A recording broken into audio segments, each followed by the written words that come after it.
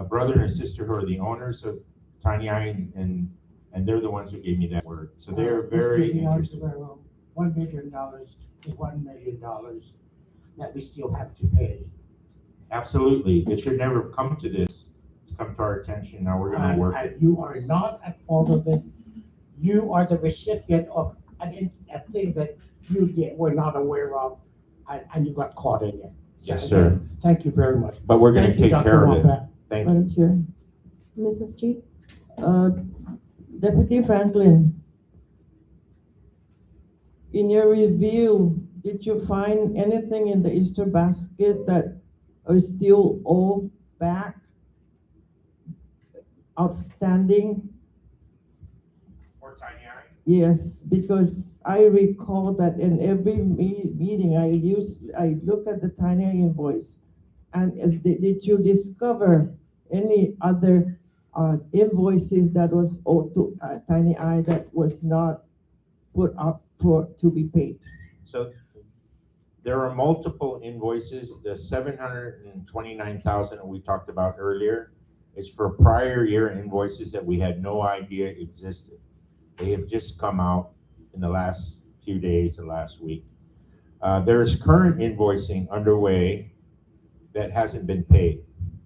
And there's problems in the procurement. None of this really is Tiny Eye's fault. The only thing Tiny Eye is guilty of is providing service to the students. And that shouldn't be guilty, that's what they're doing. But unfortunately, procurement rules and laws were not followed in all this. Excess monies were spent that shouldn't have been spent.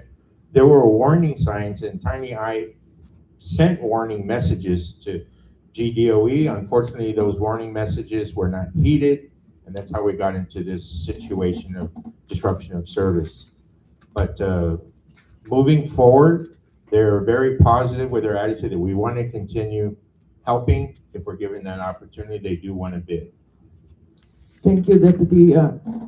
Dr. Wangkat, this is your authority. You need to get to the bottom of this and hold those people accountable. Hold them accountable.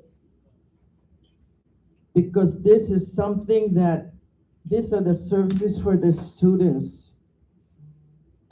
And the students were denied.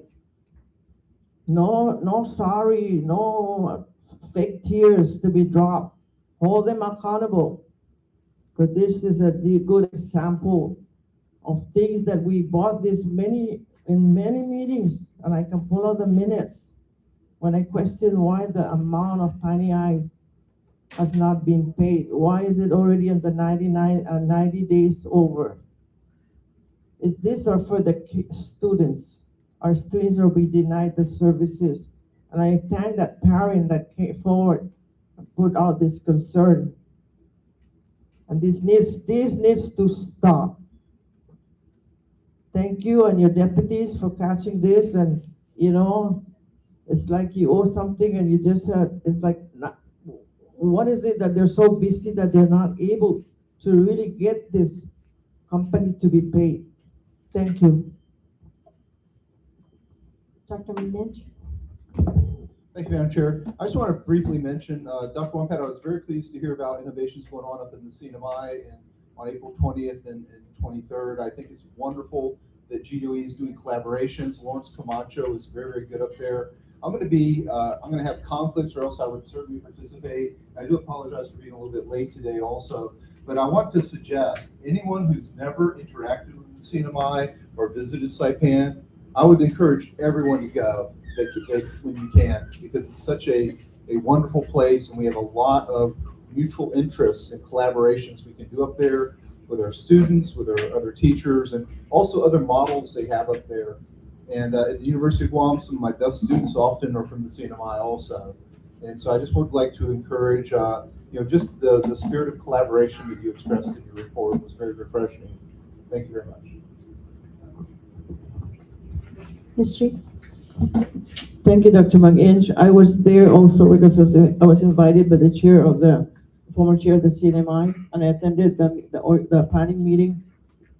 They were so organized. They have everything straight already. They are ready to go. And yes, they're inviting Guam, to 20, I guess there are a lot, 25 from Guam. The rest of from the FSM, 40 are coming to attend. And there is a registration fee that to go there, and the topic that they have, I encourage everyone to go. But thank you, because they were so organized. I can say that I was right there. Thank you. Mr. Sabat? Thank you, Madam Chair. I heard the superintendent's report and I've got a headache. Millions and millions and millions and millions and millions. Yet there's things I didn't hear on your report that I know have come up or were on our last agenda. First, what's the status of your contract?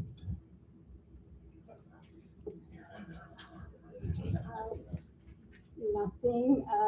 I know that they asked for the minutes, which Kat was able to deliver last week. So we're just waiting word from them. I ask because we know there is a law about 90 days acting appointment. Your 90 days are coming up at the end of March. And so the board does not meet until April. So there's going to be a gap there. So the pleasure of the board, do we act today at this meeting to do another acting appointment just in case? Or would a deputy that's here now be appointed as an acting? Just bring that up because I don't want to come to that point where we don't have an acting superintendent. Another thing that was on the agenda maybe 2 meetings ago, in fact, the resolution was approved by this board. And I didn't hear anything on your report about Fanijakan Ifinut Samoro. What happened to that? There was a resolution. If we're not going to honor the board's resolution, then who is?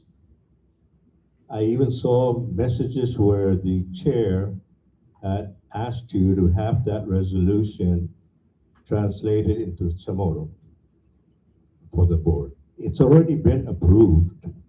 We can't come back and say, board members, we're not going to honor your resolution. We're not going to use LBJ Elementary School for Fanizak. And if we're not, then we have to bring it back to this board and ask this board to rescind that resolution because it's still on the table. And as far as I'm concerned, that's what we voted on, that Fanizakan Ipino Chamorro is going to use LBJ, despite what you or whatever you've come up with. I don't want to hear funding is the problem. I don't want to hear that it's cheaper to get a classroom or classrooms or classrooms in another school. Because once Fanizakan Ipino Chamorro increases again, are we going to again look for another place to transfer because they don't fit in the school that we put them into? We've got to fix this thing once and for all. Por favor, Madam Superintendent, bunga matsanday pa mag-uunta. Ilingwahita ikuturata, mas 3 kilo. Mes Chamorro pa ako, na mes. Hapat na tsotso ko. Esta gua resolution patanoi los prójimos de una escuela mungahit tamang pusguaguan. Por favor. Pura gringi, Domo report millions and millions and millions and millions. Yet I don't hear nothing about Fanizakan. Boli Chamorro, jasya lakmon. Boli pa maguol ko sa timatungo Pinot Chamorro. I won't accept that. In fact, I told Mr. Terrius at that meeting that when the daughter testified, to take her very testimony that she presented to this board and presented in front of the Guam legislature. Because no one there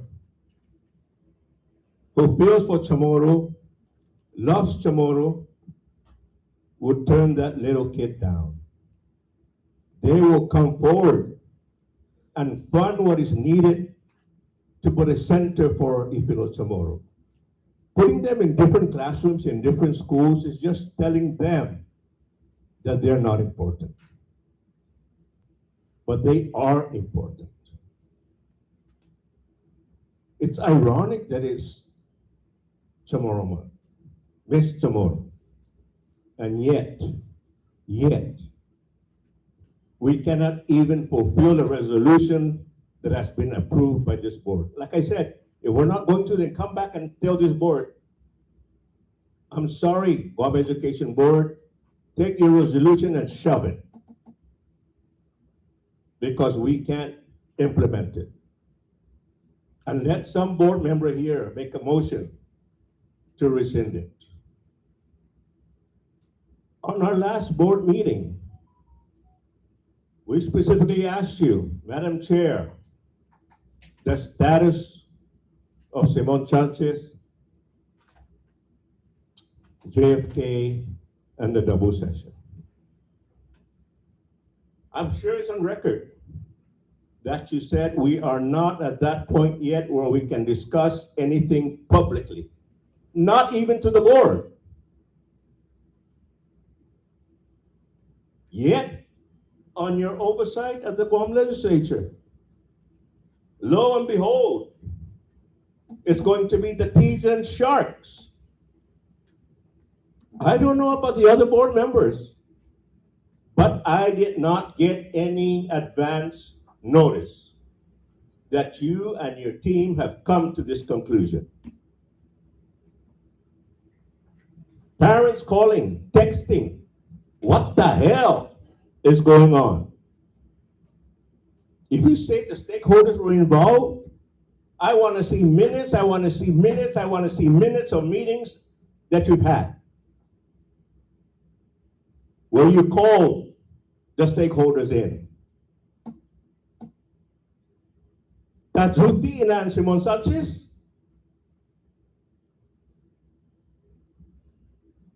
He's a person. Tejan is not a person. Tejan is a Chamorro word for stomach.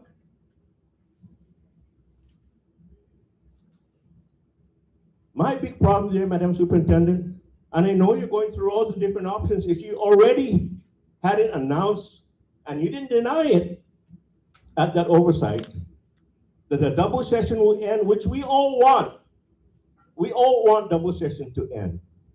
But we were never told you're going to merge two schools into one and call them the Tejan Sharks. That's a slap in the face at Tejan High School, a slap in the face of Simon Sanchez Sharks. I want to see when that decision was made. Because as far as yesterday, I still see, we haven't come to a conclusion. But you've denounced it, yet it's not also in your report. I believe, Madam Superintendent, that if we're going to use Tejan High School was a mistake. But it's not the kids' fault that we didn't correct that mistake. They've now become a very successful, viable high school.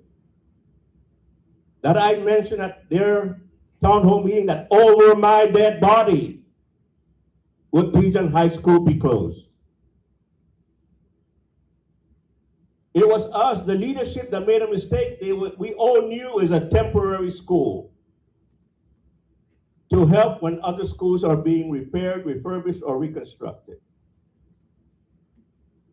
But we all forgot what the purpose of Tejan High School was. Now that you're a living institution with accolades from all over the place about how successful their students are, we're going to merge them with another school. Simon Sanchez High School, on its own, is also a very successful high school. You see all the accolades for that school, despite the fact that they're on double session. They are succeeding. There's a big footprint right here in Tijan. Dr. Gutters, our chair, once upon a time said, take this whole central office. And if we need to make it into a school, make it into a school. We all know that the lease for SIFA has been terminated or ended. You mean to tell me the government of Guam is not willing again to spend money to lease that part and separate Tijan and Sanchez if we have to? If Tijan is going to be the location? I really can't accept the fact that we're going to have Tijan sharks. And I don't think parents and I don't think students will accept that either. Could you imagine on the first day of school if that continues to happen? Are you going to hire enough security personnel to be able to set them apart? Because you're going to have identity problems. You're going to have students that says, I'm not a shark.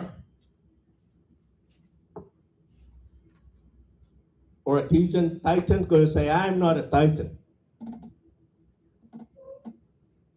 We've got to, I know you're probably all considering that, but merging 2,000 kids in one school, to me, is a recipe for disaster. Like I said, it's not their fault that we did not stop this in the beginning. When Tijan was only a temporary high school, now that they've entrenched themselves, you've got administrators, you've got teachers, you've got students that are proud to be Titans, proud to be sharks, and now we're going to have them eat each other, fight each other in one school. I hope, Madam Superintendent, that if this is not correct, what was reported at that legislature hearing, that you take it back and rescind it. Because it puts the board on a bad light. We haven't got an email that goes, how did the board do that? How did the board decide to merge the two schools? You've never even asked us, Madam Superintendent. You've never brought this board together to ask us what our feelings are or what are we hearing from the public. I don't know how many options you have, but I want to make sure that they are all vetted and you make the proper announcement at the proper time. You said the end of March or the beginning of April. You didn't say the beginning of March.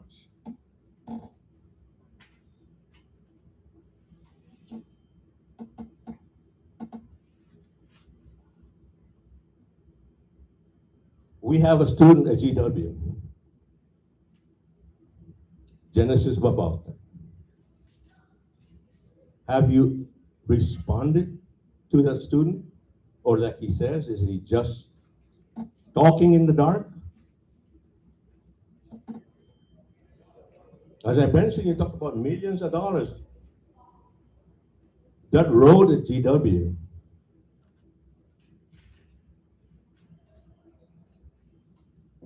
that student is not just saying something for nothing.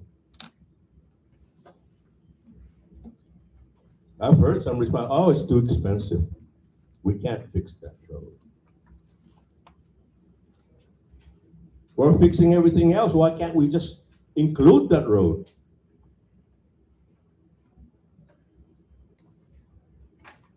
I think Genesis and the students at DW deserve a proper answer. And if it is going to be repaired, that they be told when, and not just have cold mix poured over it and the next big rain just washes it out. FB refurbishment on your report. You said it's 95, 96% completed. That's for the facility. But we're 0% when it comes to providing that facility with the equipment and the materials it needs. So even if it's complete, I hear now it's going to be completed in December, the construction. What's the use of completing a campus and we can't use it? And is it really for FB Leon Guerrero to use? I add that on to my next statement about your temporary classroom, 20 temporary classrooms that you already have $8 million for to put in the parking lot of FB Leon Guerrero.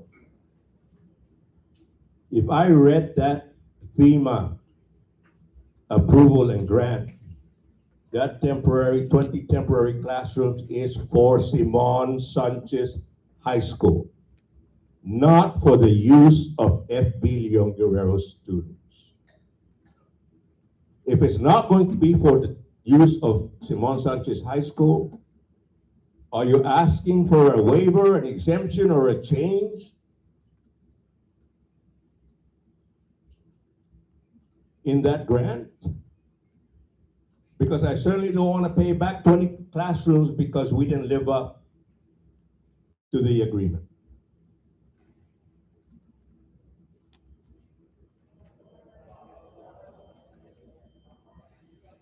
We have a budget hearing for GDOE, I believe it's April, with Office of Finance and Budget.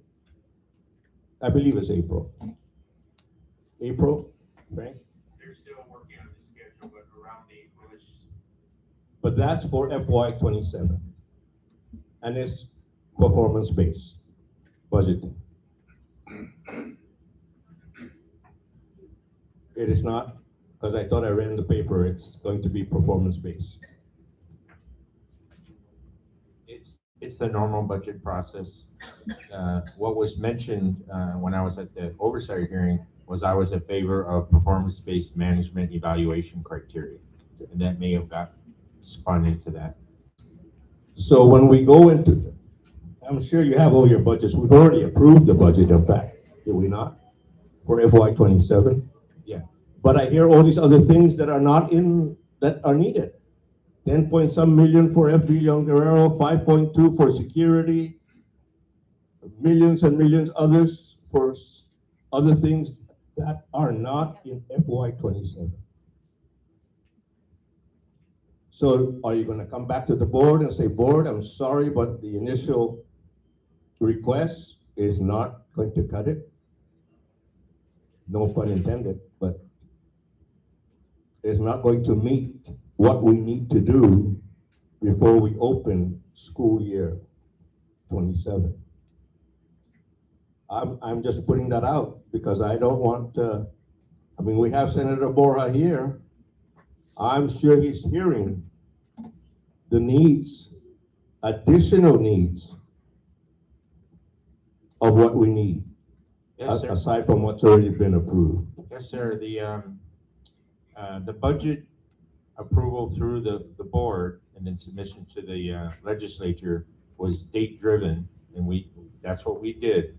But what's happening with these millions of dollars that you're referring to is invoices are coming out of the woodwork, so to speak. Invoices we didn't know of at the time that we were formulating that budget.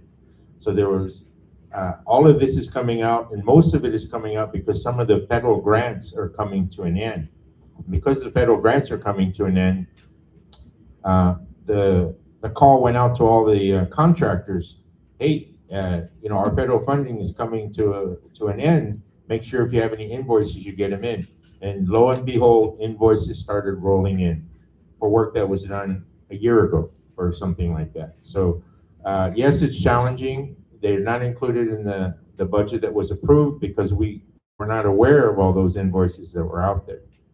Now that we're aware of them, we wanted to make the board aware of the spending challenges that we are now facing, which we will then go. So Deputy Franklin, wouldn't it be wiser to ask for a supplemental budget to take care of these invoices for this fiscal year rather than to throw it into FY27 and take away again from what we need for FY27?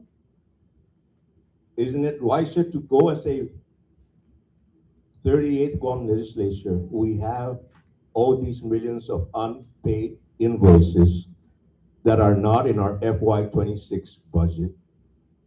It's not fair to throw it into FY27. Can you give us a supplemental to take care of this so we clear it out once and for all? I would think that that will be the wiser thing to do than to take your millions and say, oh, we'll wait to FY27 to get them paid. What does that do? It just continues to kick the can down the road. Does it not? Yes, Senator Borja has reached out, asked for information. Like for example, the FBLG, there were things that were not included and that we're finding out now. So he started the process of reaching out to us. How can he help?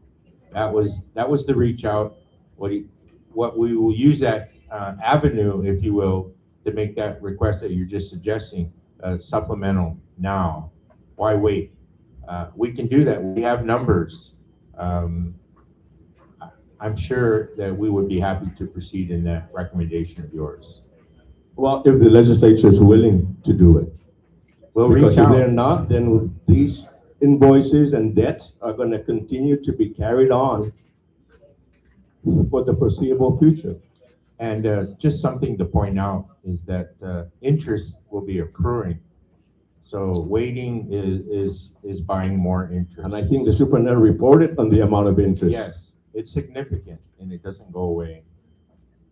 Yeah. Two more items, Madam Chair, before I just, on the excess annual leave, I know that you said you're following the previous superintendent's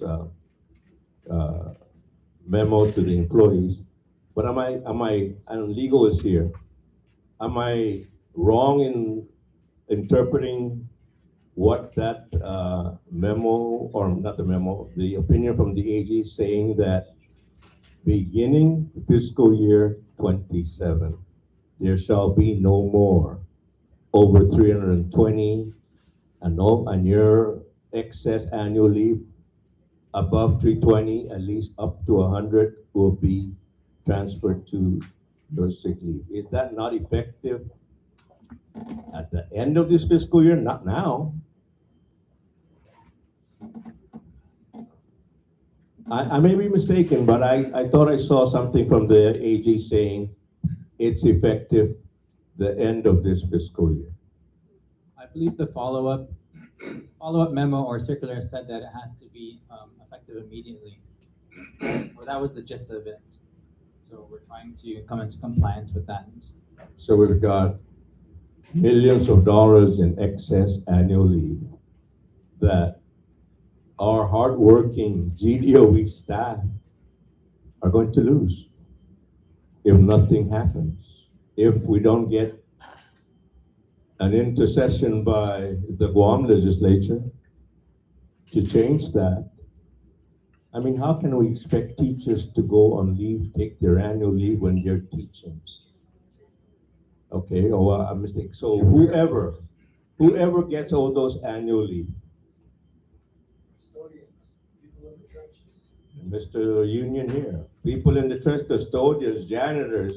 Downtown, central office. So are we gonna get a lawsuit because they've been assuming all these years of leave and now all of a sudden they're breaking the law?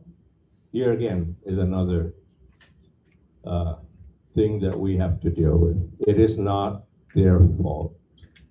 I And agree. we It's a have huge to issue. correct it. And if the superintendent is following the law, then so be it. She's following the law. Nothing that she can do about that. But we've got to find another avenue to be able to tell our people that, you know, we're trying to figure out a way to make sure. And what would happen if they say, okay, I quit today, I'm coming back next week, pay me my 320 hours. You can't say no. We gotta pay them because we owe them 320 hours of annual leave.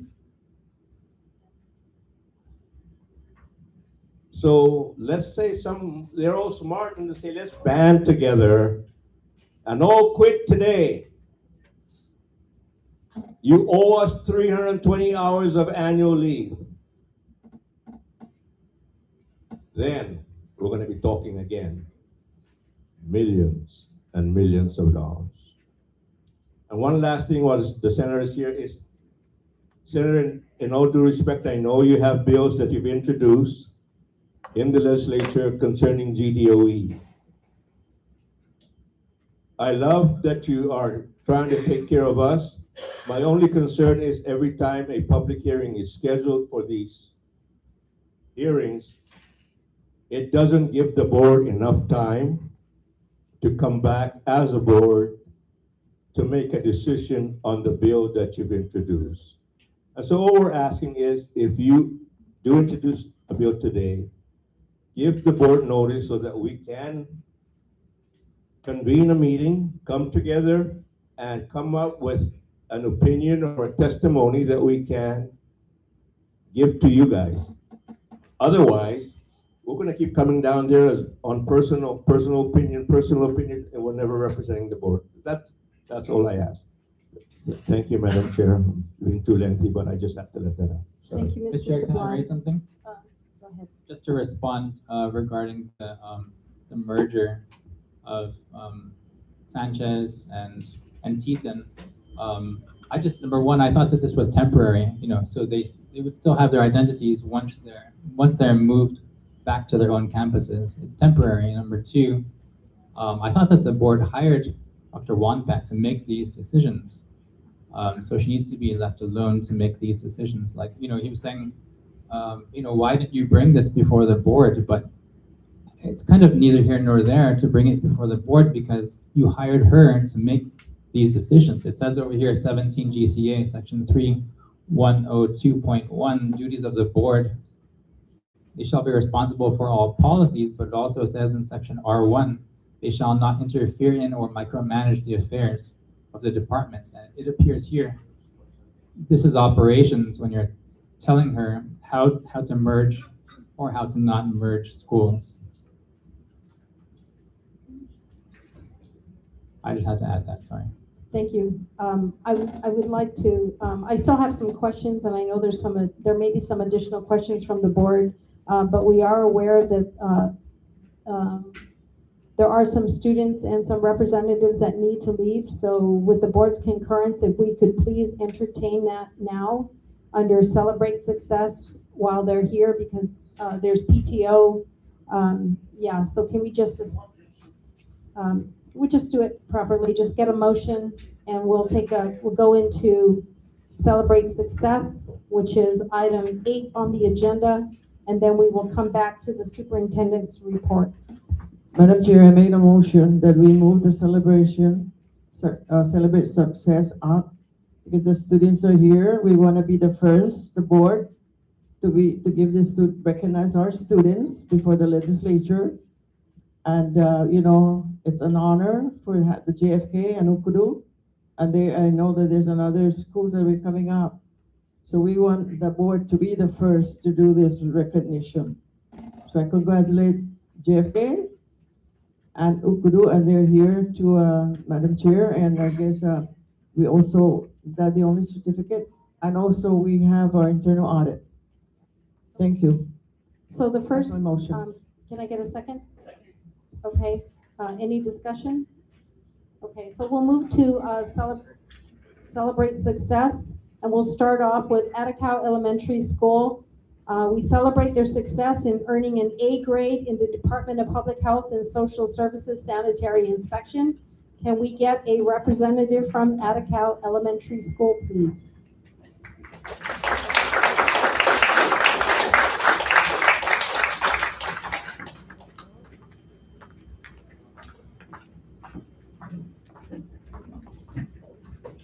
The board members would like to come up and join me here. Congratulations, Atacao Elementary School. Thank you for your hard work in getting the public health sanitation at the A grade.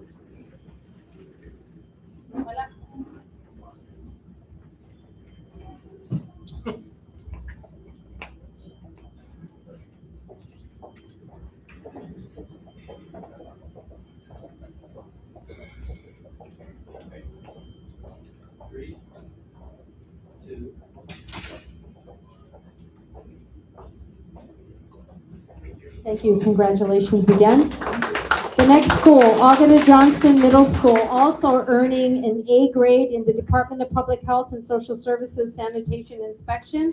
A representative from August Johnston, please.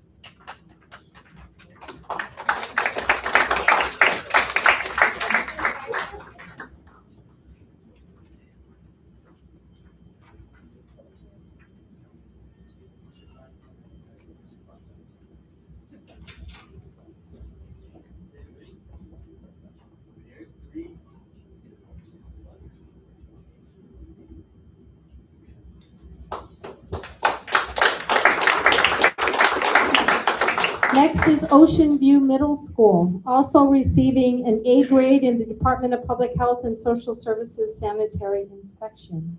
A representative from Ocean View.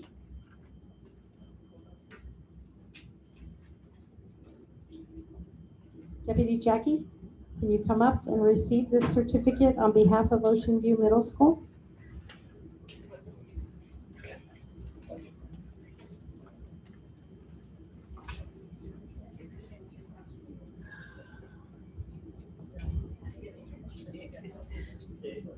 Ready? 3, 2, 1.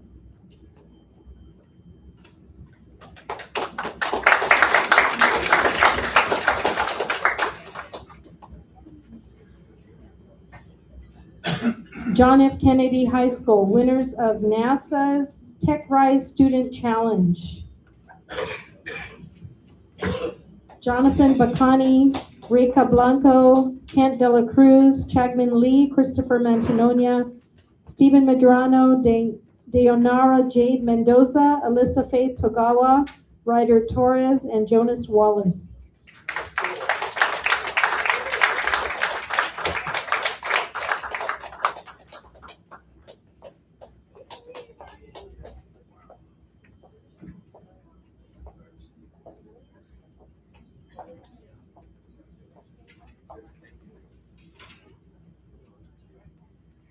Yes, can you move forward? Oh, we could? Yeah.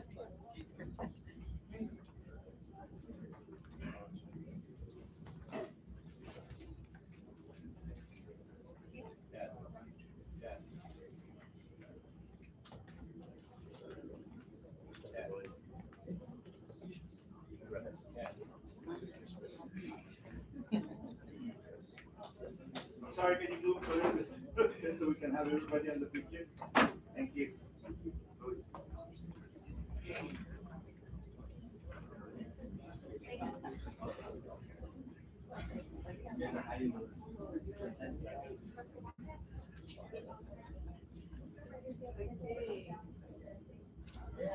That's a good idea.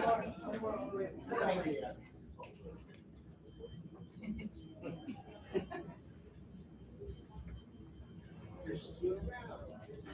Okay, 1, 2, and Take one more really quick. For me, the official one. Ready? 3, 2, 1.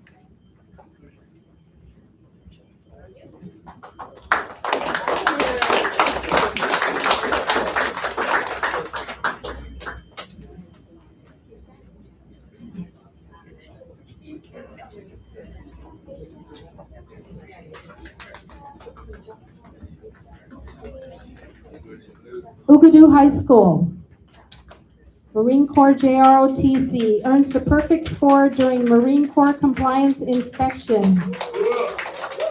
Bulldog Battalion.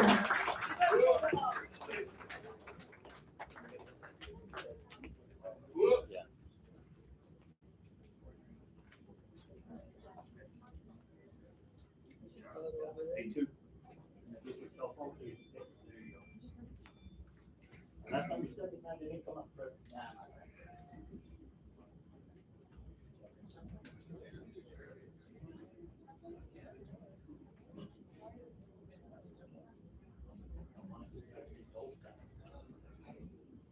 okay, ready?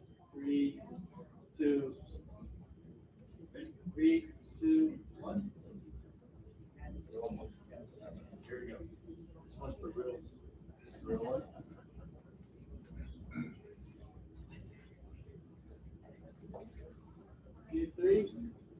two, one.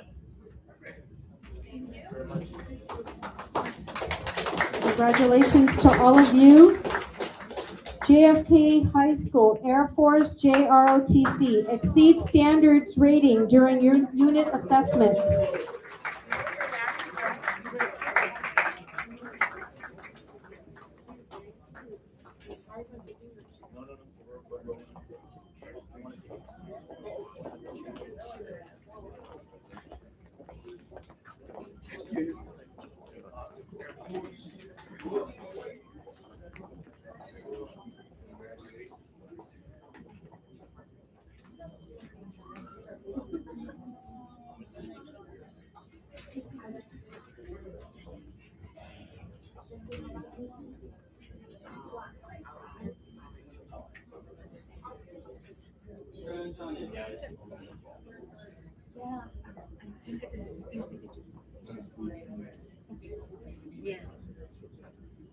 One, two, three. One more time. Thank you. Okay, over here. Three, two, one. And one more. Okay, ready?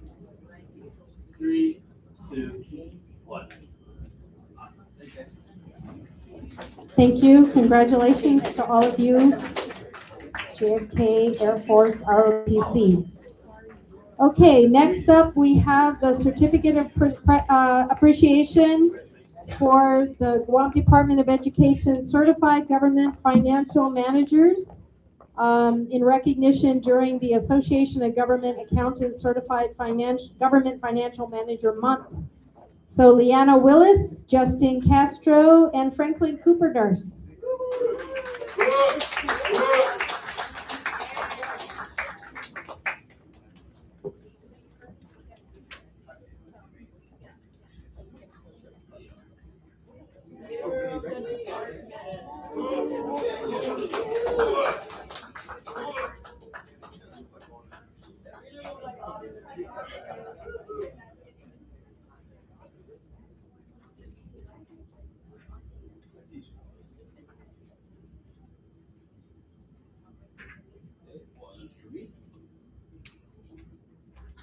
Three, two, one.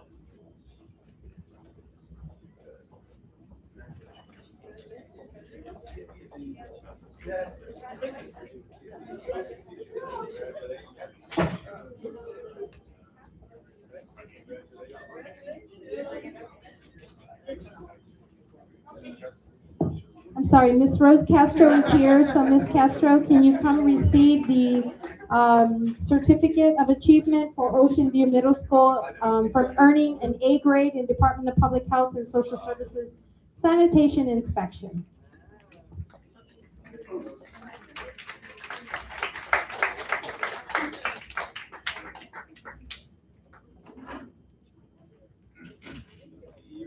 Ready? Three, two, one.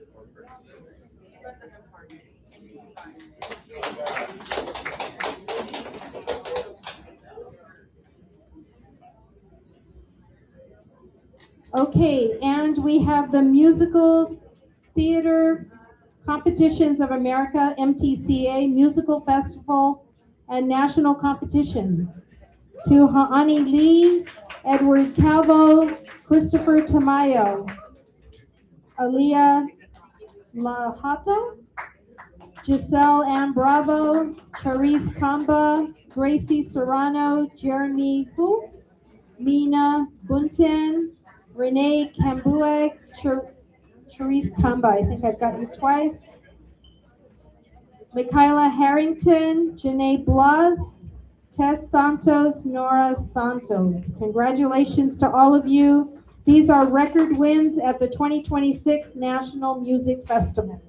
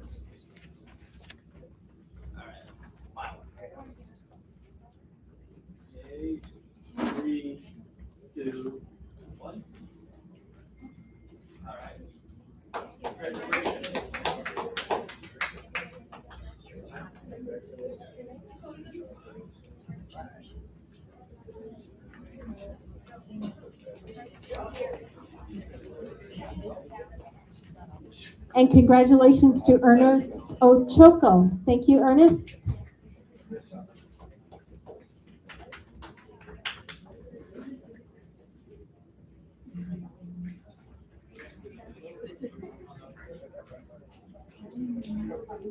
Okay, thank you very much. Congratulations to all of you.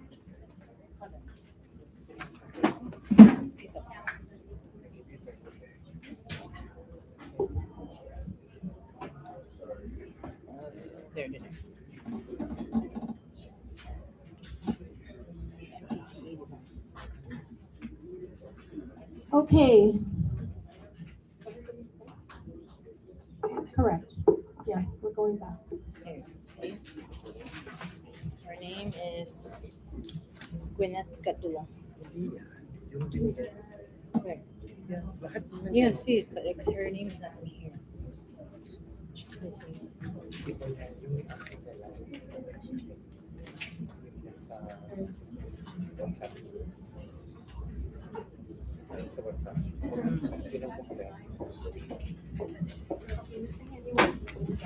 Oh, no, we're good. This group here.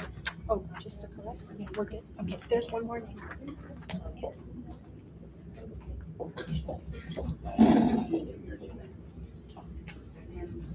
Okay, let's resume our meeting now and complete the superintendent's report. Ms. Gutierrez, you had a question? Yes, Madam Chair. Thank you, Superintendent. Thank you, and to your management team. You are the team that's moving DOE forward, regardless of what. That's my personal opinion. But at the budget finance meeting, I told you that yesterday I won't ask much a question, but I think I need to say this because I am a person that read every page, look at data. And I want to extend my appreciation to Mr. Chris Anderson. I told him he can go home, he doesn't have to be here. But I have a concern, Madam Chair and Deputy.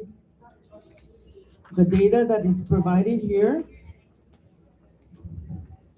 I do have some questions, and I think this is where I requested that get the data by school, so we know what the principals are doing there at the school.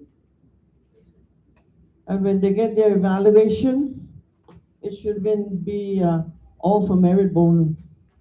I have some issues that I was looking at this, and I know there's an update, but as I review this, and I see the fraction of the students, these are the ones, and it was not by school. But even the one by school, I noticed that there's some that thought the infraction, but they said you need to confirm if action were taken but not captured on analysis. So whose job is it supposed to do? Review the employee at the school who is inputting the data, the numbers? Because what Mr. Anderson receives that's what he will prepare. I'm very concerned when he says here, minor forgets to submit excuse notes, 43. So what did the principal at the school do? And this including Head Start. What did they do?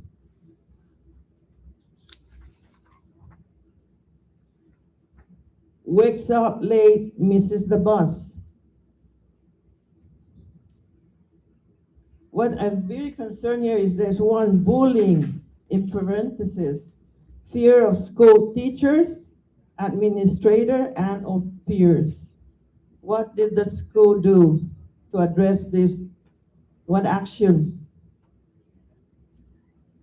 Low academic, particularly in reading and math. What did the school do?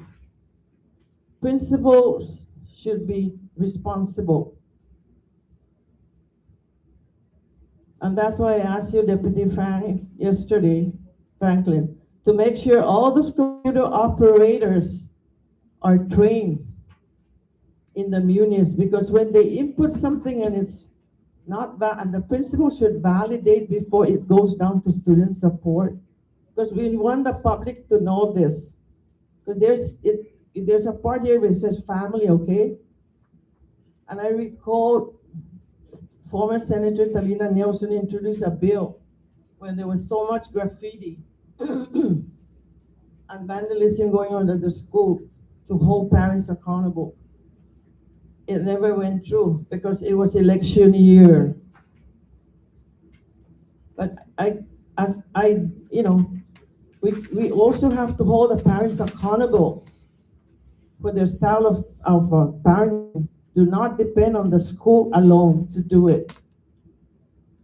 I call up to any senators to look at this and introduce a bill to hold parents accountable. Let's see who's going to be the first one. Poor health. What do they mean, poor health? Unaware of the truancy law. Who's responsible to tell these parents about the truancy law? There's a truancy law. So many days you don't go to school and everything. Financial difficulties, lack of adequate nutrition, clothing, transportation, inability to pay fees. What is these fees that are being paid that the parents have to pay? We are public school. Why are we charging fees? Lack of school supplies. That, Dr. Wonpet. Lack of school supply. I heard from the former management of the school, of the UE, parents do not buy supplies. We will be providing supplies to your kids. So what is going on? And I can go on and on and on. There's already everything. But thank you, Deputy Jackie, because you and Mr. Anderson assured me that you're cleaning this up and it will be coming now school by school. And so that we can see, the public can see also what's going on at the school. If administrator at the school is not able to address this, then what are they doing? If it's their computer operator that's make sure that before it goes down to student support to validate. And that's why I asked you, Deputy Franklin, yesterday to make sure that all these computer operators, you had 10 people here a year ago who went on a Munis traveling training. They left Friday, the training started Monday. The condition was they are supposed to come back and train. I want to find out how many of them have trained those computer operators at the school or whoever is inputting into Munis. I want to find out because that was the condition for the travel. A school that says no action, that means that they have not taken action about the behavior. Mental health. If they're referred to the office, where does it go? Does it go to the counselor? I'm sure the counselor is the first person at the school that they will refer. Then where does it go from the counselor to who? What did the school do? And I hear, they listed here, and I know where my colleague, Mr. Ada, was saying about regarding the cell phone, academic cheating. What school is this? Is this a high school? What did they do? So colleagues, look at this, because I would like request superintendent to post this on the website of DOE so that the public will know that this is issues that we have in our school. Lack of parental involvement. Most schools have PTOs. Dirty uniform. That does let the kids in come to school because they're dirty uniform. They don't have uniform, clean uniform. As I told you, Mr. Deputy Frank, yesterday, DOE purchased 41 washer and dryer. Where is that washer and dryer? The last time I heard from the last administration of DOE, they're going to give it to the nurse so that the nurse will be the one to wash the dirty uniform. Please find out where's that 41 washer and dryer, because installation was not included. I hope that with all the vandalism going on at the school, that we won't be hearing that the washer and dryer disappeared. Never mind the laundry basket and the big box of soap, washing soap, because the last time I asked our school, what happened to the soap? Oh, it was also stolen. So those are the things that we need, Dr. Wampet and your team, and that please, let's have it by school. And if we have to award the school that didn't have any infraction, let's honor them. But we also have to hold those principals accountable, make sure that everything that's being inputted and submitted to Mr. Anderson's office are accurate. Mental health, there's a lot of students are going to mental health. They say issue, family divorce, family death. What are they doing? What are they doing to address this? I understand if there's something that happened at the school, the kids are all being counseled. I know of 2 schools that have suicide where the student counsel. So I just want to bring that up, but thank you. Thank you, Dr. Wampet and Ms. Jackie and Chris Anderson. Thank you, Chris, for the work that you put this together, because I went back to the 2014 and 2019, I still have the record, and I want to compare now. Did we go up or did we go down? Thank you, Madam Chair. Does any other board member have any questions on the superintendent's report? Yes, I do. Mr. Fidenko? Thanks. This CBA that wasn't in the packet we just received lately. Just a quick question. I'm just trying to understand. I just went down one column. Nurses, CBA says to help wash the clothes, there should be a clerk there for every nurse. And we have in the total column 24 filled, 10 vacancies, and then there's a blank, and then there's minuses, like a -1 and then a blank. Does a -1 mean that it's not filled? And does a blank also mean that it's not filled? So if we go to CBA nurses clerk section, just to comprehend, because I'm trying to add up the numbers and they don't add up to the final column on the last page there, where it says 24 filled, 10 vacant. I'm just trying to get clarification. Thank you. Okay, Dr. Wampet, if you can have someone review this report and then provide Mr. Fidenko with an update or explanation, that would be appreciated. I just have a few questions on the superintendent report, if there's no other questions. And it basically is for clarification. Deputy Franklin LG, if you can come, because you're probably going to be the one to answer this. I'll ask the superintendent and she can defer to you if she needs to, or if we can give him a mic. Dr. Wampet, based on your report, is this report indicating that the department has $19.705 million for the refurbishment of 12 schools, for invoices that were not processed, change orders that were not funded, and therefore the department, because the ARP funding is already been done, the department must find local funds to pay this $19.705 million? Yes or no? That's correct. Okay, so that means we have initiated work without the appropriate documentation. That's the first one. The second one, for the HVAC system, I know we talked about this. The $4.08 million is outside of the $9 million that is estimated to cost to install 286 package units, correct?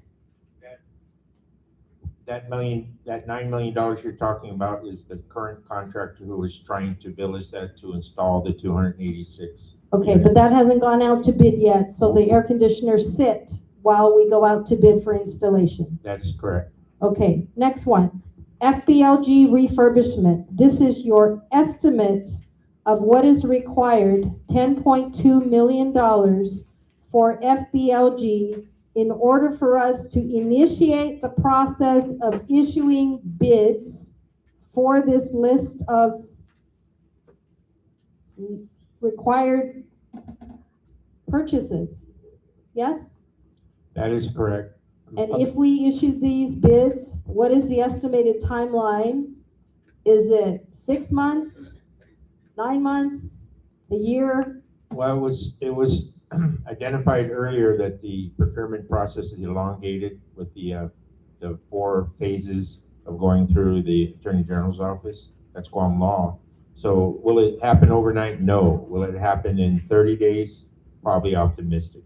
You're talking probably 3 months, 6 months. It just depends on the smoothness of the interactions through the AG and our office. So minimum 6 months, maybe? I think that's a Minimum. more positive. Okay, minimum 6 months from when we issue the bid. Okay, then the next one, Tiny Eye, because I'm a little confused on this one. The $700,000 for Tiny Eye, this was an allowable cost under the special ed grant, yes? Correct. And the invoices associated with this, these grant funds have now lapsed, expired, liquidated, extended liquidation have all been passed. Correct. Okay, 729,000, we must find local funds now because the grant money that allowed this to be paid is no longer available. That's correct. And the $680,000 is a current procurement funded by federal funds? No, it's going to be local funds right now, but it's not obligated. That's the estimated price right now to go to a multi-year. Let's fix this problem once and for all. So it'll be a base year procurement with 4 option years. That's the estimated amount, but we could possibly use federal funds for that. If the timing aligns with the grants, yes. Because Okay. it's an allowable expense with federal grants. Okay, so that's an estimate, but not locally funded. Okay. And then the FEMA reimbursements, you went through that, Dr. Wampat went through that earlier.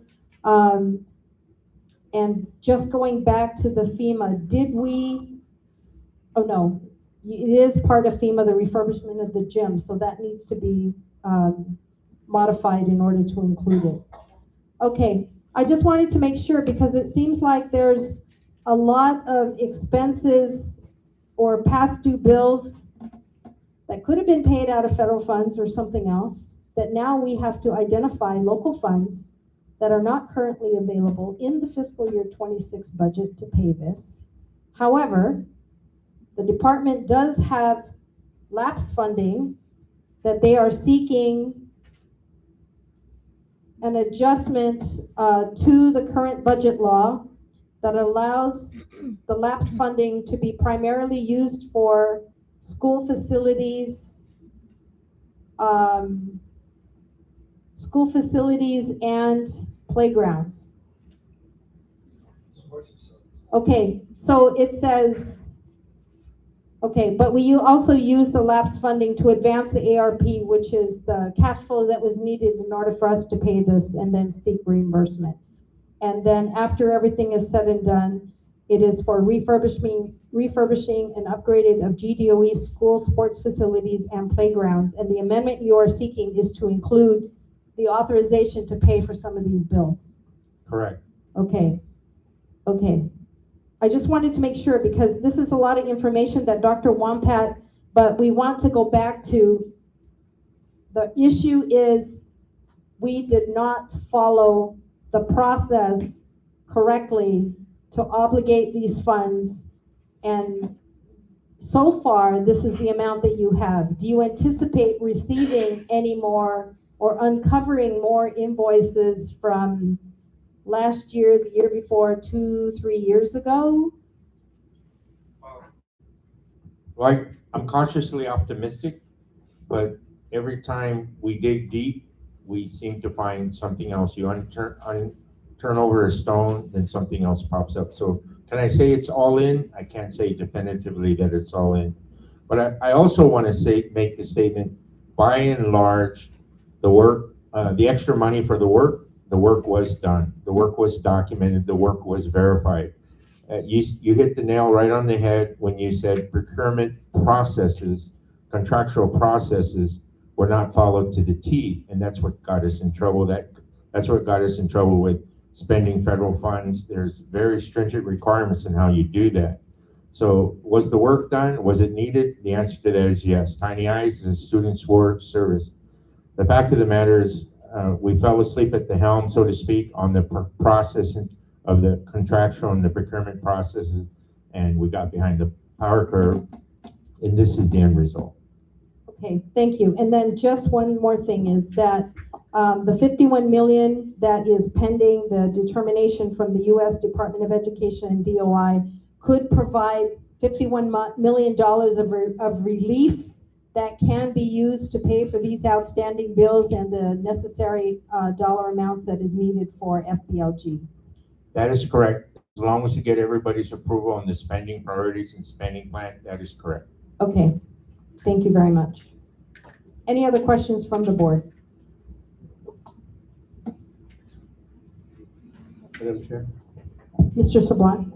Oh, Madam Superintendent, I'm just going to ask for Dr. Frank more, Deputy Franklin's clarity. So the air cons that we purchased on the original contract, many of them are air cons that are not fit the schools that they're supposed to be installed at. Yes. Correct? Correct.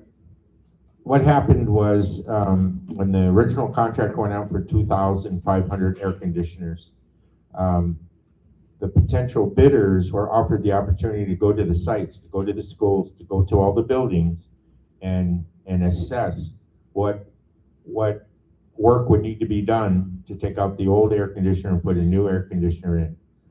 Unfortunately, the contractor who won did not visit all the sites, did not see all the buildings, not through any fault of DOE, but when the equipment came in, he could no longer plug and play, so to speak. It didn't match exactly. And that contractor now said, I need additional money. The original contract went out for $10 million, was awarded for $10 million for 2,500 air conditioners, $10 million. He now comes back and says he wants $9 million to install 286 of them. And we were not going to do that. So we had to figure, and the challenge is the ARP money that we could use is expiring. So we were between a rock and a hard place. We had to figure out a way to navigate forward and utilize as much of the ARP money what it was designed for in the case of the air cons. So that's where we said we will buy the air cons because we have them, they're in our warehouse, and then we will have him reduce the cost of the installation that he bid. And now we have the air cons, we will now competitively bid the air cons. So we haven't paid for those air cons? We have paid for the air cons now with ARP money, just the air cons themselves, not the installation. Okay, so my question is, and you weren't here, obviously, wasn't there a scope of work for each school that these vendor bid on? What happened was there was going to be an original overarching SOW, statement of work, for the entire island, so to speak, for the entire district. But it was decided back in the day that they would split it up into 4 contracts so that other contractors wouldn't be so intimidated by a massive one that they would bid on one of the smaller ones. So it was split up into 4. But unfortunately, even though it was split up into 4 and smaller pieces that people could bid on, in the end of the day, the one contractor won all 4. So now we're stuck with air cons that cannot be installed. Well, they can be installed, but we don't want to pay $9 million to install. Well, so but his original contract did include installation, did it not? that's why we got the lawyers involved and the auditors That's my involved. second question is, are we going to go back We did. to that contract and say, wait a minute? We have got the lawyers involved, we got the auditors involved, but the important note here was ARP money was expiring. So we needed to take action. If we waited too long, if the lawyers drug it out or the auditors drug it out and the sessions went too long, we would lose $2.4 million in ability to draw down from ARP. So we drew down with the understanding that we weren't going to pay for installation. We're not going to pay $9 million. We're going to buy the equipment. and then we'll worry about competitively bidding out the installation. So they still can be used. It's a matter of how much do we want to pay to install them, and we'll get a competitive bid. But the bottom line is we've lost. We've lost. If the rats that are there at PD warehouse come into those air cons and start eating out all those wires, we'll even lose even more. Well, we do have them in PD warehouse. One of the things I know that Dr. Wanpat, she's exploring everything that's possible. There are some inquiries from other Guam agencies about those air cons. You know, we've gotten a lot of press, be it good or be it bad, we've got press. So people are calling her to saying, maybe this is a good opportunity to buy some of them from us, then we can replace as needed as we move on down the road. So there's other outside of the box thinking going on with those air cons. But as far as I know, right now, those air cons are all operational, brand new, ready to go. So far. We don't know when they're going to be installed. It could be next year. It could be in 2 years from now. And you get what I'm trying to say is Yes. we've lost. Yeah, well, so, yes, so we will have to competitively bid, and quite honestly, the competitive bid money is not in any of the budgets right now. So that will be another thing, but we don't have a dollar value for that yet. So there are still schools that are not completely aircon. And so when they come up again for a reinspection by public health, they will get dinged again because the temperature in the classrooms are not what the adequate education. So the classrooms was an easier fix for us because that was the split units. Right. So we got split units everywhere. These package units that are in the PD warehouse are the ones for like a cafeteria or a library or the bigger 5-ton spaces. units. 5 ton, 10 ton, yeah. 20 ton. 30 ton. Yes. Okay, I don't know who has an appetite for telling us that we need more money to install these when it wasn't GDOE's fault. Maybe it's GDOE's fault for not checking the specs for these air cons and make sure that they are viable to be installed in the schools. And when you hear that we've thrown away ARPA money buying these air cons that are not usable at the present time, and we cannot support funding money to fill our CBA positions, it just doesn't come out right. So understood what you're saying. There's more variables. We could have a whole meeting discussing this. But I will say that the units that were specified in the DOE statement of work, so to speak, we identified all the units. The contractor came back and said, we don't think you've identified properly some of these units. And unfortunately, management team at that time said, we'll address that issue later on. And it was never really sufficiently dealt with, and now we're having to deal with it. These are the consequences. So there were warning flags, there were variables. It's not as clean as one would think. That's why we got the lawyers involved and the auditors involved. But I can assure you, what we did do is we navigated the best way we can in the interest of GDOE to expend the monies that were available to us for the projects that should have been spent, in this case, the ACs. Well, thank you. I'm sure it's an issue that's going to continue to come up for the few more months that we have. And then, Madam Superintendent, I just wanted to answer Mr. Wolf. It's not that I was asking that the board approve what you're doing. All I was asking was if we can be given the respect so that we know that what's coming out from your team, we've already been told that this is going to come out. It doesn't look good when we are being asked by the community, why did the board approve this, and we have nothing to do with approving it. So, yeah, I understand. And then the fact that we were told that no plan was going to come out to the end of March or early April. That's all I was trying to imply. And you are correct. The plan definitely was to announce at the end of the month or the beginning of April. But when we were at the legislature, unfortunately, we were all sworn in and the question was asked and we couldn't very well lie. So therefore, we had to reveal that. But the principals have been working. There have been some changes as well. I know they've been working even over the weekends. They're working with DPW. A lot of those details are not out. But the leadership of both schools are definitely working very hard to make this happen. And we assure them that we, management, will support them as much as we can to make sure that there is this smooth transition, this smooth opening as well. Anything else? Okay, let's move on. So Executive Committee, the 2026 GEB Standing Committee assignments have been forwarded to all of you. Is there any questions on the assignments that you have? Yes. Oh, yes, I'm sorry. We'll go back. So we had a motion to approve the superintendent's report. It was second. We had a lengthy discussion. And so all those in favor, please indicate by saying aye. Aye. All those opposed say nay.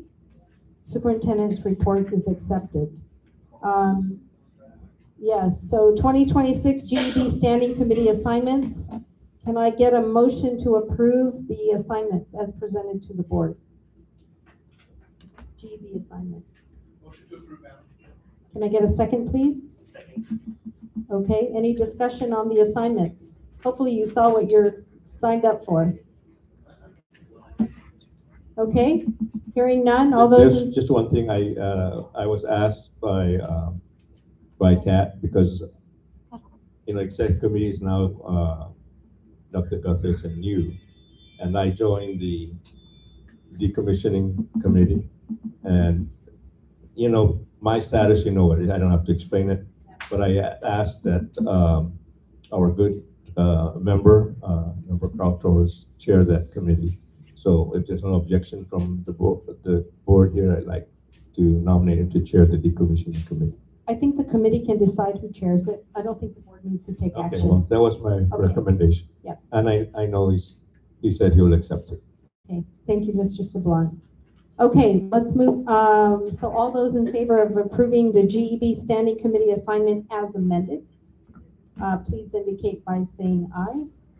All those opposed say nay. Okay. Next one, Instructional Academic Support Committee. If we can have Angelina come forward for the March Head Start report.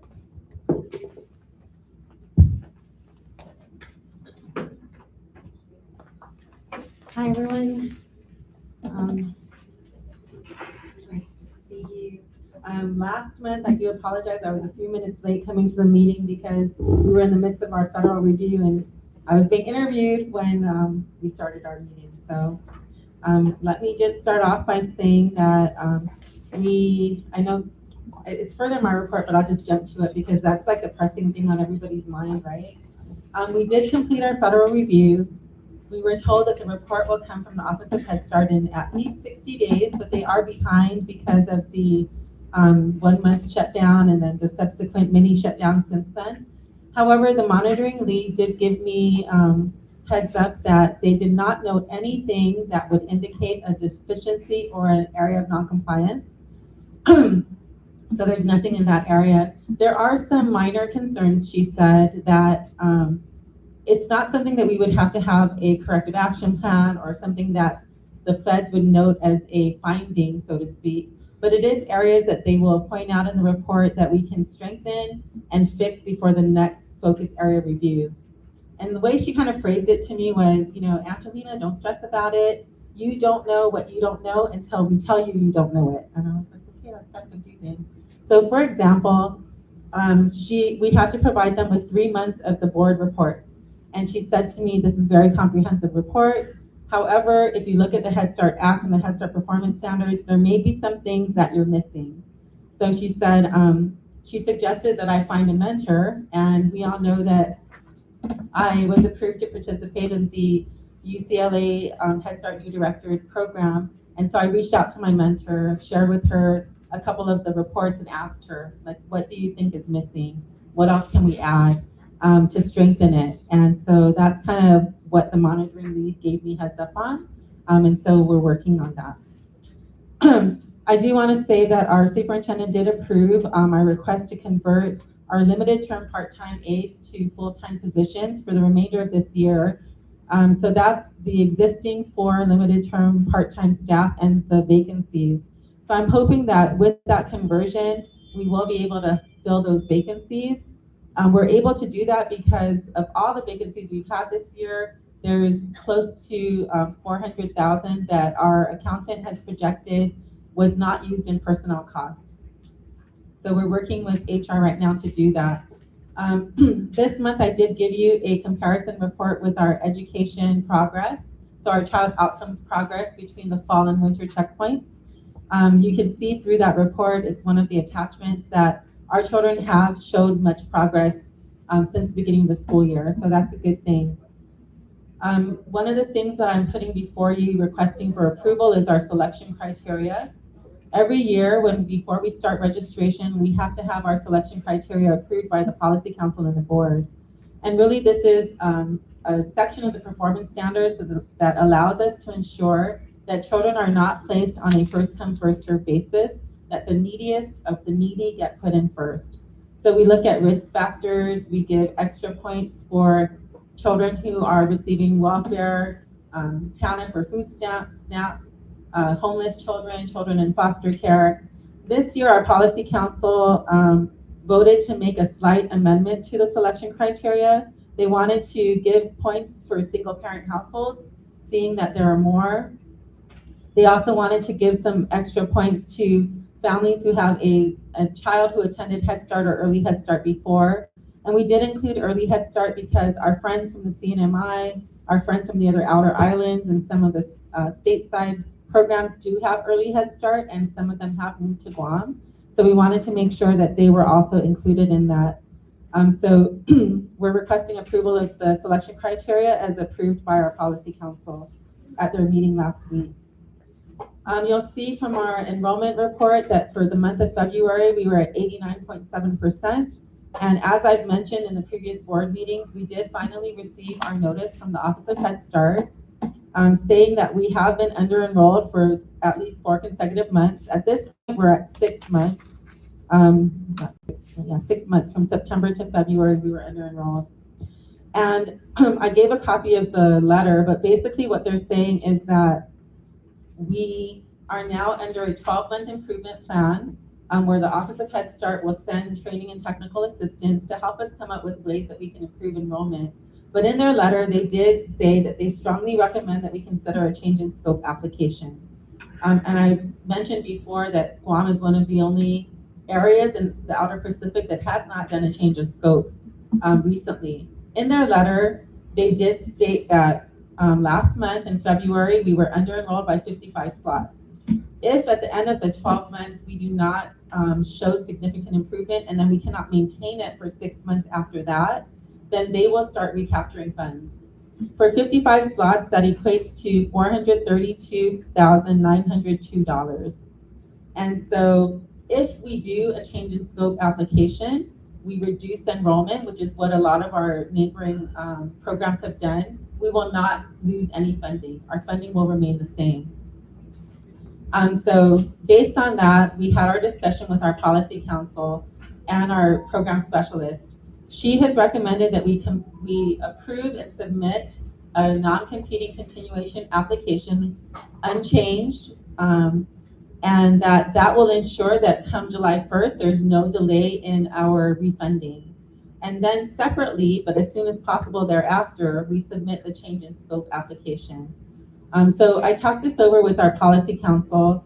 I discussed with them how we've averaged anywhere from 50 to 70, 60 children, right, under-enrolled. If you look at the matrix that was given, our enrollment has gone from it's gone from 467 in December, and then the highest in the under-enrollment months is 481. So we we looked at those numbers and said that, okay, knowing that this is something we're seeing district-wide and their enrollment, what's the number? What's the magic number of what we would like to reduce?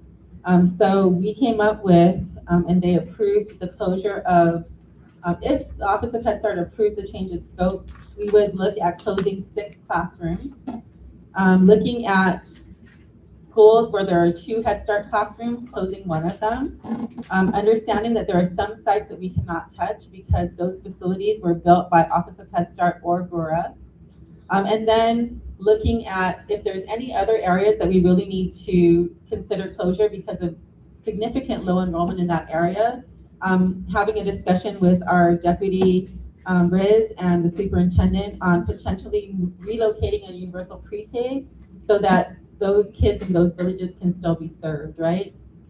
So we, our council approved the closure of 6, and the decision as to which of the centers will be closed is something that I think we need to really discuss with Dr. Riz and the superintendent for them to make the final approval on what we will submit to the Office of Head Start. So looking at 6, what we would do with the remaining 21 centers is we would make all of them full day. So right now we have 13 full day centers and 14 half day centers. We would make all of them full day, meaning they would align with the school schedule, 8:30 to 2:43. We would also take some of the funds that would be freed up and hire 2 additional permanent Head Start aides so that every classroom has a permanent teacher and a permanent aide from the beginning of the school year. That's been part of our struggle, is we've had a lot of limited term because as staff resign, the majority of our staff are paid by federal funds. And as staff resign or retire, that money has been shifted to cover like increments or things like that. So in order to balance our budget, we've had to convert some positions to limited term. Any existing limited term, we would keep them as full-time so that they could continue to earn leave. And this is aligning with our Head Start performance standards that as of 2027, all part-time staff need to also earn leave. And the way we do it with us would be limited term full-time status. We would retain 3 limited term full-time teachers to serve as rovers. In my discussions with personnel, we have not been able to fill any of our on-call substitute positions because the minimum requirement for DOE is a high school diploma. But for Head Start, the on-call substitute has to meet the Head Start teacher qualifications. And so the way we would meet that is by hiring them on a limited term full-time status with the understanding that they would be roving teachers assigned to maybe clusters of schools. We would also keep on our budget the 10 limited term full-time aides to act as rovers.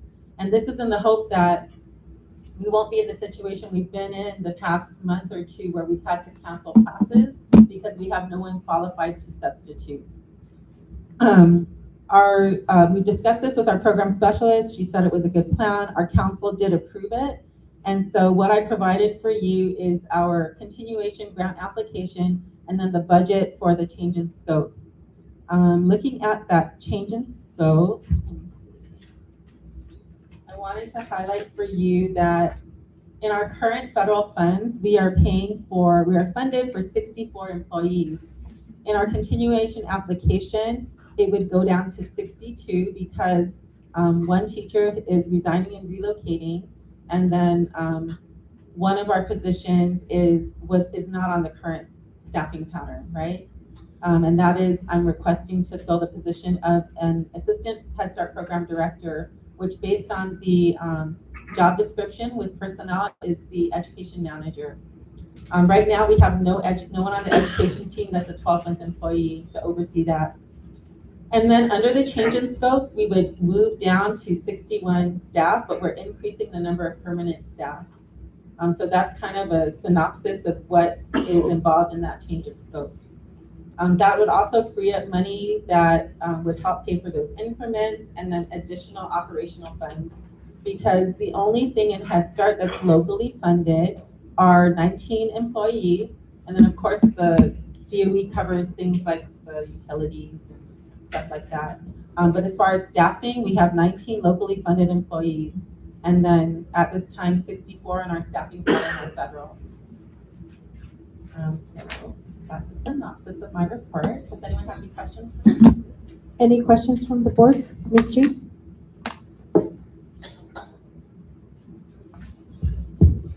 Thank you for your report, Angelina. I just have a question reading here, where you said there, I believe this is a recommendation. Okay. To convert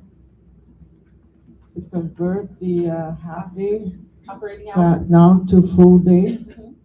So is this for this coming school year? So if the change in scope application is approved, then that's what we would recommend, is making all of them full day for the upcoming school year. And so although we have a 12-month period to improve enrollment, our program specialist has said that if we turn in this application as close as possible to our continuation application, it can get approved in time for us to implement it in the fall. So The next one is, you used to have a Head Start, a nurse for Head Start. we did. Oh, what happened to that? So if you recall a previous meeting, during the board meeting, it was brought up that a lot of the schools are short on nurses. There was a shortage of nurses. So what I did was I had said that our nurse was locally funded, that I would then transfer that nurse to one of the schools. And then instead what we did is we put our social worker who meets the requirements for the Head Start Health Coordinator in charge of that area. She works very closely with Julieta and then the individual school nurses. So the school nurses at each site are the ones that we work very closely with, and they do all that health services, which is what they were doing anyway. On the Head Start side, we're just tracking to make sure that our kids meet the Head Start requirements for health. But any of those screenings, any of those services, support services are being provided by the school nurse. Okay. If you recall the Head Start, remember when they came over, that we were given a listing of right? Findings. Yeah, the findings, and Dr. Wampart was acting superintendent at that time when we were, is everything there corrected? As far as I know, it has been, because we cleared that corrected period. They notified us, that was a while ago. And as I said, in this particular review, the focus for this review is looking at our systems. Do we have the correct systems in place? Is there anything that needs to be improved? And then the next federal review will look at the quality and comprehensive services. So according to our monitoring lead, there's nothing that she noted as being a potential finding.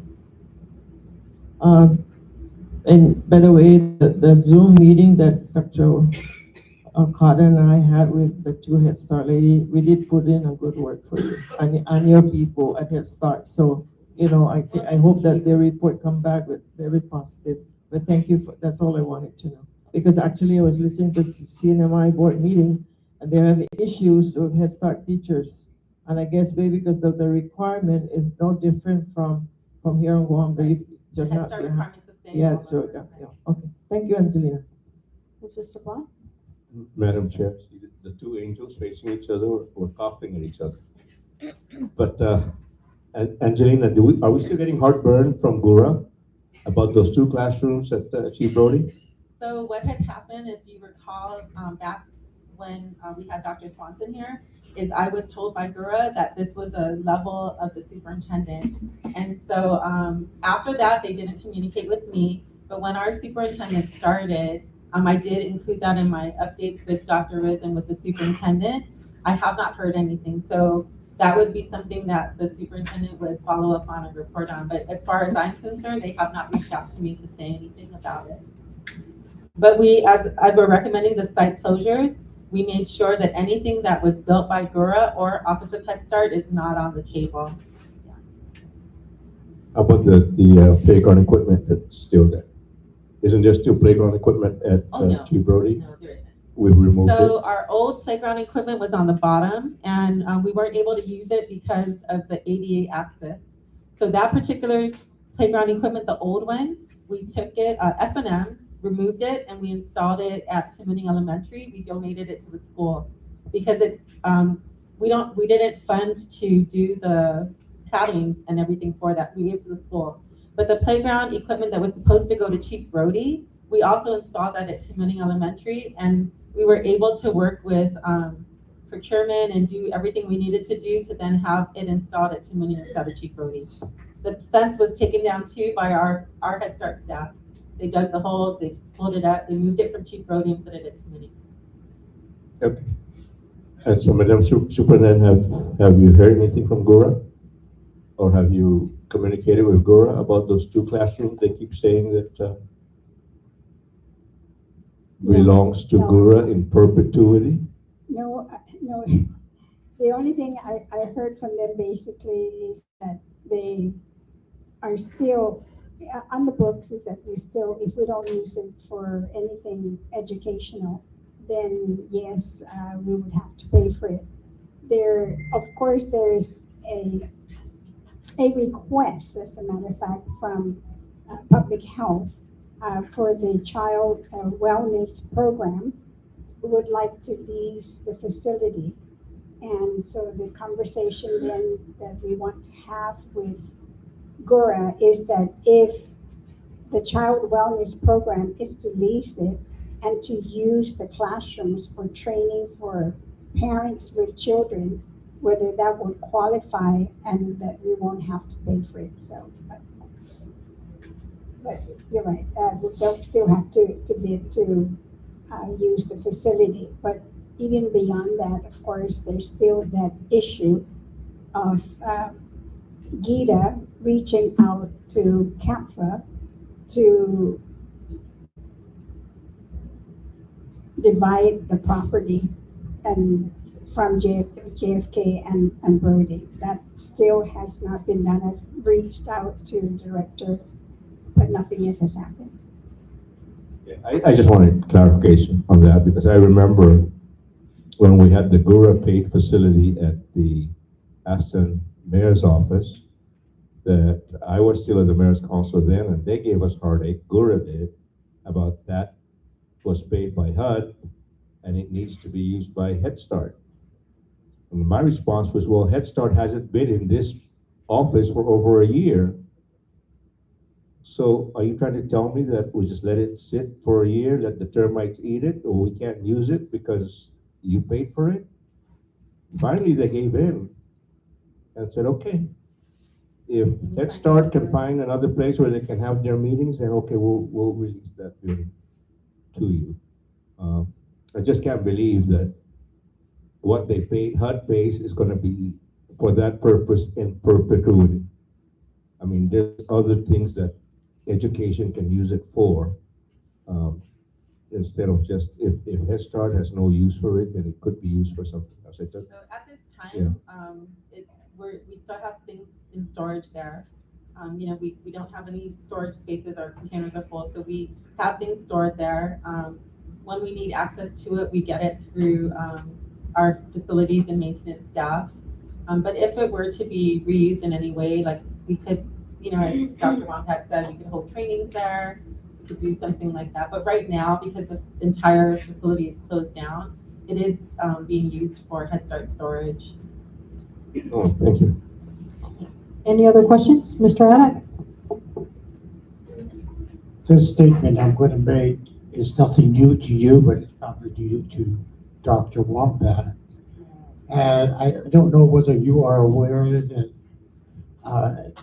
a group from the Department of Education has begun looking at decommissioning, the continuation of what has been started in the past, and they're looking at all possibilities. My question to you as it relates to your program is, I really hope and pray that the Department of Education will communicate with you if a school to which you have classes is affected, because here's my repeat of words. I don't want you spending money and then to find out that that school is being closed. Can you please answer that question? Well, in the past, when we were looking at decommissioning Chief Brody and other schools, I was part of that committee. I have not been notified since then if I'm on that task force. However, as I said, with the recommendations that we put together for the classrooms that we think should be closed, that will go to Deputy Riz, Dr. Riz, and our superintendent. And I'm sure that in their consideration of, yes, Angelina, this is good or not, they will consider that these are schools that they're potentially looking at. So that's why I said the decision on which schools will be closed will be finalized in consultation with them. Any other questions? If not, I'll entertain a motion to approve the Head Start selection criteria for school year 26-27. Mrs. G, any second? Second by Ms. Felly. Any discussion? Hearing none, all those in favor, please indicate by saying aye. All those opposed, say nay. I'll entertain a motion to approve the Head Start non-competing continuation grant application for year 3 of the grant cycle 24 through 29. Ms. G, second, anybody? Second by Mr. Torres. Any discussion? Hearing none, all those in favor, please indicate by saying aye. All those opposed, say nay. I'll now entertain a motion to approve the Head Start change in scope application for an enrollment reduction for year 3 of the grant cycle 24 through 29. Mrs. G, any second? Second by Ms. Felly. Any discussion? Hearing none, all those in favor, please indicate by saying aye. All those opposed, say nay. Okay, the next item on the agenda is the resolution 2026-03. This has not been heard by the instructional committee, so Dr. Wampat, if you could have your deputy begin the discussion on this before it is given to the committee, and then we'll leave this on the agenda for now because this hasn't gone through the instructional committee yet. Madam Chair? Yes. Is this a resolution from our board or is it from somewhere else? It's from Dr. Guthertz. Okay. Next is Safe and Healthy Schools Committee, Security Concerns. Mr. Ada? Thank you, Madam Chair. I have been in communication with Dr. Yojoa He. However, she is right now probably just a few hours away from landing back on Guam. She has been attending a family emergency. However, we have been talking about several things. The elevators that still need to be repaired in one particular school, but also how to make sure that damages are not done again. The other thing that we're looking at is the rental of common areas of the school for the community. And still, she's doing her homework, and I hope that with the next meeting we have,